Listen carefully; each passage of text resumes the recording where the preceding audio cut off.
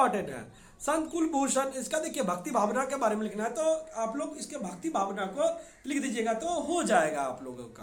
तो देखिए जैसे कि है संत कुलभूषण रैदास, यहाँ पे देखिए यहाँ पे कबीरदास हो गया, तो आप लोग कर दीजिएगा ना रैदास, ये रैदास हो जाएगा। रैदास उन महान संतों में थे जिन्होंने अपनी रचना के माध्यम से समाज में व्याप्त बुराइयों को दूर करने में महत्वपूर्ण योगदान निभाया। अपनी रचनाओं में विशेषता लोकवाणी क्या करते थे, ये लोकवाणी क्या करते थे, मतलब कि जो सामान्य जनमानस का अद्भुत है, जिससे जनमानस पर एक अमिट प्रभाव पड़ा। मधुर और सहज संत रैदास की वाणी ज्ञानाश्रय होते हुए भी ज्ञानाश्रय और प्रेमाश्रय, जो ये ज्ञानाश्रय था और प्रेमाश्रय था, इसके बीच क्या क्या था, ये लोग के मध्य सेतु का कार्य किया था। सेतु मतलब तो आप लोग जानते ही हैं, सेतु मतलब क्या होता है, जैसे सेतु का तात्पर्य होता है ब्रिज से, पुल जिसको बोलते हैं हम लोग, उसी से होता है, तो उसका हुआ था। तो प्राचीन काल से ही भारत में विभिन्न धर्मों तथा मतों के अनुयायी निवास करते रहे हैं। इन सभी में मेलजोल और भाईचारे बढ़ाने के लिए संतों ने समय समय पर महत्वपूर्ण योगदान दिया है।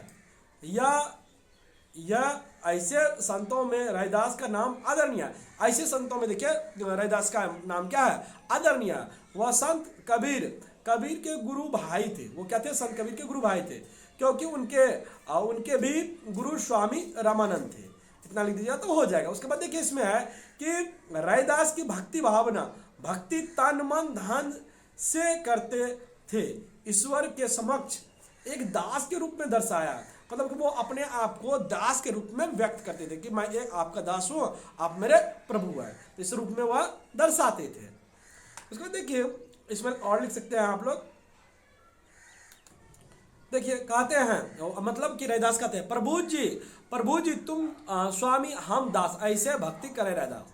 देखिए अगर इसको सिंगल इन्वर्टेड कोमा में लिखा कीजिएगा तो अच्छा रहेगा, जिससे मैंने देखिए बड़ा कर दिया है, तो इसमें ऐसे ही आप लोग ब्लू पेन से ब्लैक पेन से इसको लिख सकते हैं। अर्थात इस पंक्ति के माध्यम से पाते हैं कि रैदास एक सच्चे सेवक थे, इसीलिए ईश्वर को क्या बनाते हैं, प्रभु जी तुम स्वामी राजा के रूप में दर्शाते हैं और स्वयं को दास के रूप में दर्शाते हैं। इतना लिखिएगा। तो उसके बाद देखिए पैराग्राफ चेंज करके लिखिएगा, रैदास की मति चंचल थी। वो उसका मति जो है ना बच्चों की तरह चंचल थी। जब भी प्रभु से उनका दर्शन होता था वह शुद्ध बुद्ध खो बैठते थे। वो क्या कहते थे, शुद्ध बुद्ध ही खो बैठते थे और प्रभु को देख नहीं पाते थे। ऐसी भक्ति रैदास जी करते थे। वह कहते थे, देखिए वो क्या कहते थे कि तू मोहि देख हाँ तो हूँ देखूं, प्रीति परस्पर होई, तू मोहि देखा हाँ तो हूँ ना देखो, इति मति सब बुद्धि खोई। इतना ही होता था, जैसे प्रभु से दर्शन होता था उनका, वो सारा का सारा बुद्धि को बैठते थे, क्योंकि उसके दर्शन में ही मग्न हो जाते थे। देखिए अर्थात जो है अर्थात रैदास पूरे मन से ईश्वर की भक्ति करते थे, अपना शुद्ध बुद्ध खो बैठते थे, मतलब अपने आप को भी वो खो बैठते थे कि वो है क्या वास्तविक में ईश्वर से जैसे ही साक्षात होता था वो अपने बुद्धि को खो बैठते थे और उसे कुछ बोल नहीं पाते थे। उसके बाद देखिए है कि ऐसे आप लोग ऐसे ब्लैक पेन से लिख दीजिएगा, बांधू न बंधन छाऊ न छाया, तुम ही सेव निरंतर राया, चरण पतल आशीष आसमान, सो ठाकुर कैसे संपत्ति समाना। बोल रहे हैं कि हे ईश्वर की व्यापकता को यहाँ पे दर्शा रहे हैं कि ईश्वर किस प्रकार व्यापक है। वो केवल धरती लोक पर नहीं है बल्कि वो इतने विशाल हैं। उनका देखिए क्या बोल रहा है, बंधु ने बांधन छाऊ न छाया, तुम ही सेव निरंतर राया, चरण पताल, चरण कहाँ है, पाताल लोक में, और शीश आसमान में है। तो इतने व्यक्त हैं ईश्वर एक जगह नहीं है। ईश्वर की जो स्वरूप है बहुत ही विराट है। देखिए रैदास जी ने ईश्वर की व्यापकता को दर्शाया, किस प्रकार वो व्यापक है, कहाँ वो निवास करते हैं, वो घट में वासी है। ये भी कहा बहुत संतों ने। उन्होंने कहा है कि प्रभु के चरण पाताल लोक, प्रभु के चरण कहाँ है, पाताल लोक में।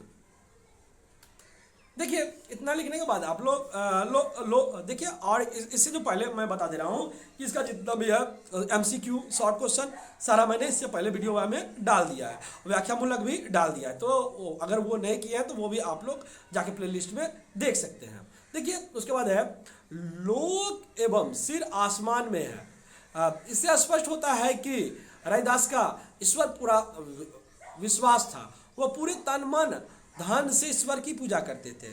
वह सबको मिल जुल कर प्रेम पूर्वक रहने का उपदेश देते। वो बोलते थे कि जाति पाति को भुला करके वो क्या कीजिए, मिल बांट के रहिए, तभी हम लोग समाज में आगे बढ़ पाएंगे और समाज को आगे बढ़ा पाएंगे। इससे स्पष्ट होता है कि रैदास का ईश्वर में पूरा विश्वास था। रैदास की रचना, अब देखिए रैदास की रचना का भाषा का बारे में बता देते हैं थोड़ा सा, कि रैदास की रचना का भाषा जो सरल थी, व्यवहारिक थी और ब्रज भाषा पर आधारित थी। इसमें अवधी, राजस्थानी, खड़ी बोली, अवधी, फारसी शब्द का समावेश, इसमें देखिए शब्द का समावेश था। तो इतना लिख दीजिएगा तो आप लोग का हो जाएगा।